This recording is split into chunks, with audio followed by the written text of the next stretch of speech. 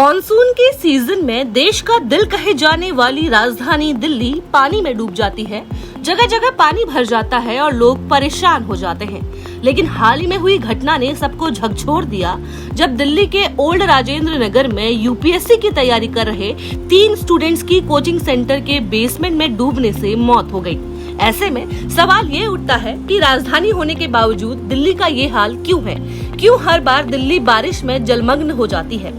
तो इसे लेकर एक्सपर्ट्स कहते हैं कि दिल्ली में बरसात के पानी को बाहर निकालने के लिए अलग से बरसाती नालों का नेटवर्क नहीं है।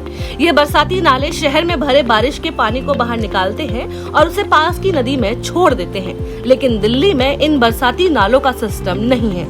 साथ ही लगातार कंक्रीट के निर्माण से बारिश का पानी जमीन में नहीं जा पाता, जिससे बाढ़ की स्थिति बनती है। वहीं यमुना के बाढ़ क्षेत्र पर लोगों का अतिक्रमण भी बाढ़ की समस्या का बड़ा कारण है।